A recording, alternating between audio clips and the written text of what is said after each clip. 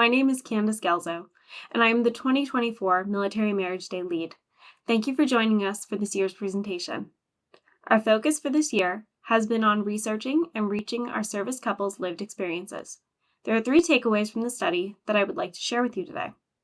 First, of the 145 participants of our survey, when asked how they would rate their marital quality during military service, we found that 65% of respondents chose a favorable response, as opposed to the 9% who used unfavorable descriptors. Next, the majority of respondents did not feel as though their leadership valued their marriage. And while marriages may not be a key element to the military, they are to the individuals within them, which is why Military Marriage Day exists. Lastly, our respondents overwhelmingly agreed that military service plays a very large role in the successes and challenges of their marriages, with the general theme of challenges within the military are consistent throughout life. Finally, I would like to send a huge thank you to Armed Forces Insurance and the entire Military Marriage Day team for making this possible. Hello, everybody. I'm Lieutenant General Sid Clark, United States Air Force retired. I have the honor of serving as chair of the board for Armed Forces Insurance. And on behalf of Armed Forces Insurance, I just want to take a moment to acknowledge and validate the importance of Military Marriage Day. Celebrating strong marriages in our military, I think, is an honorable thing to do, as I believe in strong military marriages equals strong military families, which has a direct tie to military readiness. So happy Military Marriage Day to everyone. Happy Military Marriage Day. My name is Corey Weathers. I'm a military spouse, I'm a counselor, a coach, and also a military clinical consultant. What does that mean? It just means I use all of my gifts and talents to serve this amazing tribe that I get to both live in and work with. And so it's an honor to serve you this year for Military Marriage Day, where we're talking about celebrate and what it means to celebrate your marriage. You know, as a counselor, by the time couples come in to see me, they're usually stuck or they're in conflict or they're not sure how to move forward. And rarely do they feel like celebrating. And I find it's really easy for all of us to find these moments in our marriage or seasons, even where we feel really discouraged, where we feel hopeless, where we have come maybe to the end of ourselves and what we know how to do, and still find that our marriage is stuck and not moving in the direction that we want. It doesn't help that the military lifestyle really brings these other challenges that pull us apart, that make the mission come first, and also these cultural beliefs that we spread around that we are supposed to be secondary, especially if you're a military spouse, that you're supposed to be secondary to the mission, or that your marriage is even secondary to the mission, when really there's something within us that really knows it's right to put our own health and well-being as, if not first, there at the top, that our marriage needs to make it. Because let's be honest, when we leave this career, this lifestyle, this job, who do we want around us? We want our person, right? And so we know that our marriage needs to come first. So usually by the time people are coming in to see me, they really feel stuck and they don't feel like celebrating. And yet I find that's one of the best ways to begin to working on your marriage and having a season of growth where you actually start to feel motivated to make the changes that you know you need to make. Is that first, it's good to celebrate the things you've already done, the progress that you're already making.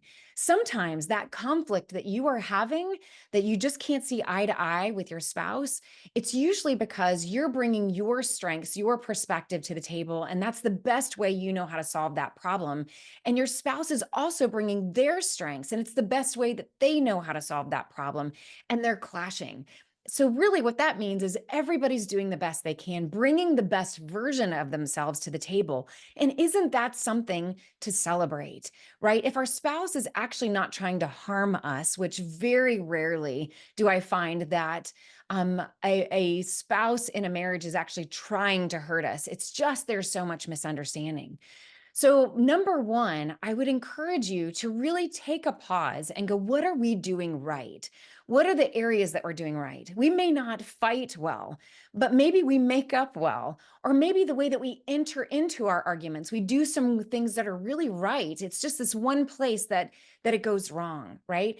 What are some topics that you wrestled with in the beginning that you maybe aren't wrestling with now? What are some ways that you've learned to parent together, to collaborate your ideas together, to work shoulder to shoulder on? What are those areas that you can find to celebrate what you are doing right? It's in those moments of things that you're doing right that you can discover the strengths that you're applying to those situations where it went well, that you can pull from that and use those to work on this other hot topic that is really a struggle for you to get through. Here is the other thing to celebrate. We got married, all of us did. We got married because we wanted to have another person to do life with. We all agreed at some point that it is better to do life together than to be alone. And it's also about needing another person and it being okay for you to have needs that only that spouse can fulfill. That doesn't mean that they can fill all of your needs or fill them all the time at the level that you might need them. But there is something very true that we have the ability to be a helpmate to our spouse in their times of need, that we can also be their champion, their encourager, and that they are to be that for us. That we all agree that we find the end of ourselves and then we need another person that loves us, that values us, that wants to see us become who we're really capable of becoming. And we need that other person. I can tell you after 25 years of marriage, I remember when we first got married, actually, it was right before we got engaged. I didn't know Matt was going to propose. I asked Matt's mom, we were about to go on vacation where he was going to propose. And I'm sure she was shocked by this question. But the fact that I came from a divorced home and here Matt's parents were at 25 years in their marriage, I asked her, how do you know if you love someone enough to get married? And I'm sure she was like, in the back of her mind, I'm sure she was like, I hope you know because he's about to propose. But it was really grounded in my insecurity and fear of what does it actually take to go the distance, especially when I'm looking at this couple that's my future, mother-in-law who has already made it 25 years. And she said to me in that moment, the love that you are wanting right now is the love that you only get after decades of loving each other, of figuring out how to work together, taking care of sick kids together, taking care of aging parents, losing friends, gaining friends, moving, leaving jobs, losing jobs, through all of the ups and downs of life. That is where in the crucible of life, you learn to not only love yourself, but learn to love bigger, better, and learn to love your spouse. And she said, that is not something you can have today, but maybe the love that you have today is enough to begin. And so I can tell you now, hitting that 25-year mark for us this year, I can give you that same wisdom that after years of being together, I can actually look at my husband and see that some of those things that used to drive me crazy, that I wanted him to change, and we fought so much in the beginning, trying to change each other, trying to make the other person be something that we would be more comfortable with. I can say now that although we have buffed off some of those sharp edges, I can say that some of those things that I wanted to change are things that I actually need. They're things that balance me out. For example, I am quite stoic and quite regulated. I don't have a lot of wit. I'm not the funniest person, which is why I married somebody super funny. That he invites me to be playful. He invites me to find things to get more excited about and to break out of that serious space that I tend to be in my default. And there are things that I have, even especially that regulation that he needs, that when he expresses his emotions, that can be a little bit bigger than mine, that I give him that peace and calm and can create a space of peace and calm. And that is something he equally needs. So there's this wonderful balance that we find in marriage, that those things that early on that drive us crazy become things that we can celebrate and enjoy and embrace, that you are different. And I'm so glad that you're different because I actually need that in my life to stretch me out of my comfort zone and also to help me to become the fullness of who I'm created to be.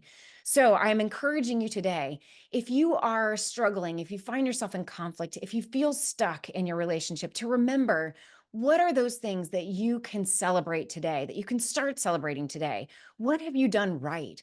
What has your spouse done right lately? Even if you just pick one thing, what have they done right? And how can you tell them that today and celebrate that with them? And then look for the ways that your spouse can be those things that you want to change. How do they have those things that you need to stretch you to become a better person, that they are a gift and that you get to be a helpmate and also a gift to them. I know that it's so much harder than that. It's so much harder to figure out the dynamics of communication, conflict reduction, boundary setting, in-laws, external family members, kids. All of that makes it so much more complicated, especially when you mix in military life with that. But if we can just start from the beginning to just say, what can you celebrate today? Keep that on the forefront of your mind, even when you're in conflict. And remember, things are often not as bad as you think they are in the moment. You have an opportunity the next hour, the next day, the next week, and even the next season to take a deep breath, start again, celebrate that we've made it through this and that we're in this for the long haul and we want to be who we need to be for each other, but also become the best version of ourselves. Seek help if you need it. But today is a day of celebration. So congratulations on being married to today. There's great wisdom and great opportunities in the future for you also to give back to those that will look to you one day and go, how did you get there? And my hope and my guess is that your answer will be something like, find ways to celebrate each other, to take care of yourself, to do the best you can to not destroy each other in the process, to take great care of each other's souls, to get across this finish line. And that loving each other, learning how to love, and doing the hard work of understanding yourself and your spouse is a worthy endeavor. So happy Military Marriage Day. Thank you for the opportunity to serve you. Thank you, Corey, for being our 2024 speaker and a constant supporter of Military Marriage Day. We hope you've enjoyed this year's celebration.